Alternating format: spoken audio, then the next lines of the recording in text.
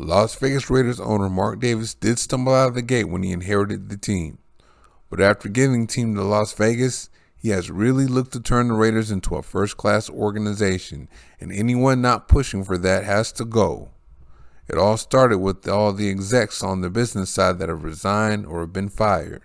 And when John Gruden didn't work out, the football side had to be cleaned up too. That means all frauds have to go, and only the real ones can stay as Dave Ziegler and Josh McDaniels clean the football side up.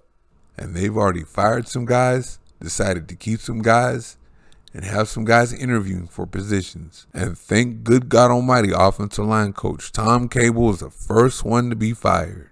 My brother coached with him in college, and he's actually a pretty good offensive line coach, but he gets caught up trying to do way too much. Now you could say he's not a fit for McDaniels' power gap scheme when he's known for zone blocking, but he can teach any scheme, he just prefers it.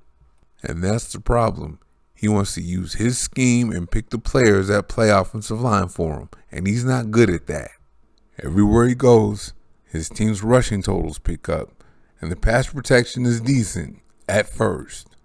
But then he starts trying to get involved in what his offense is running, and the players pick to play on his offensive line. It actually started off okay the first time in Oakland. Then just as it started to go bad, Hugh Jackson came in and saved the offense. The same thing happened in Seattle until Russell Wilson dang near got killed. Then of course Cable came back to the Raiders to turn a good offensive line bad. Oh yeah, then another one bit the damn dust. Offensive coordinator Greg Olson followed Cable out the door. Olson is a poor man's Eric Bieniemy. He didn't design any of the Raiders' plays. He didn't call any of the Raiders' plays. He just held the clipboard for Gruden, just like Bieniemy does for Andy Reid. And when he was in the league as an offensive coordinator without Gruden, the results, they were pretty bad. Remember when Dennis Allen was the head coach of the Raiders and he hired him back in 2013? Yeah, lasted a year. Remember when Gus Bradley was the head coach of the Jacksonville Jaguars and hired him in 2015? Yeah, lasted a year. And it's not even worth going back over other parts of his career. Let's just say he got the job with the Raiders again only because Gruden was the head coach and he was going to call all the offensive plays anyway. Who you keep is just as important as who you hire. You don't just fire a guy because he isn't the guy that you hired. A good coach is a good coach, and good coaches should be kept. So I give McDaniels credit for real recognizing real and keeping Bennett.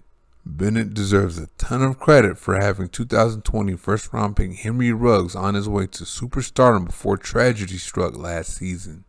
Oh, and we can't forget what he did in 2020 with Nelson Agholor, who was pronounced a bust leading up to his time with the Raiders. And how about the slot machine, Hunter Renfrow? He went from 5th-round pick in 2019 to the Pro Bowl after the 2021 season, where he had his first 1,000-yard season after 600 was his best total in college. And he thinks the world of Bennett, as he said so after his Pro Bowl practice today. EB is coming back, which is amazing. He's a great receiver coach and great guy, and so we'll start in the next couple weeks. Another fraudulent one heading out the door is Gus Bradley. I was actually psyched when Gus Bradley was first hired by Gruden to be the defensive coordinator. He was made out to be the architect of that great Seattle Seahawks Super Bowl defense that led the league in points, turnovers, and yards. They were the first defense to do that since the 1985 Chicago Bears. Bradley did manage 2 top 10 finishes in defense while in Seattle, and he parlayed that into a head coaching job with the Jacksonville Jaguars in 2013. Dan Quinn became the defensive coordinator once Bradley left, so it was he that took Bradley's defense to the next level.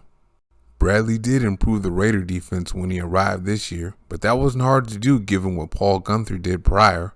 So let me just say it was not at all impressive to finish number 26 in points allowed and to allow all those 4th down conversions to the Los Angeles Chargers in Week 18.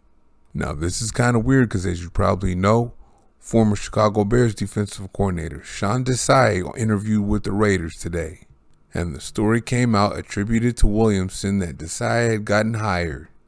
But Williamson himself said that was a pre-written story just in case he got the job. So we'll see if he gets the job. But if you want to know what type of coordinator he is, see Vic Fangio, whom he is a disciple of. Watching the Bears D the Raiders up this year is a good indication of who he is too. It says here, after spending the last few years learning behind guys like Vic Fangio and Chuck Pagano, Sean Desai's fingerprints are really starting to emerge on this Bears defensive scheme.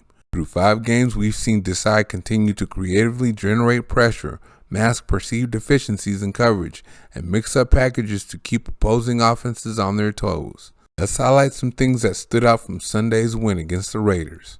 Well, he interviewed, so at least we know Bradley up out of there. You gotta love the way Dave Ziegler and Josh McDaniels are cleaning up the Raiders football side of the building. They've fired bad coaches, they've hired good coaches, they've kept good coaches, and they're interviewing some good coaches. I can't wait to see the finished product. Thank you very much for watching. See you next time.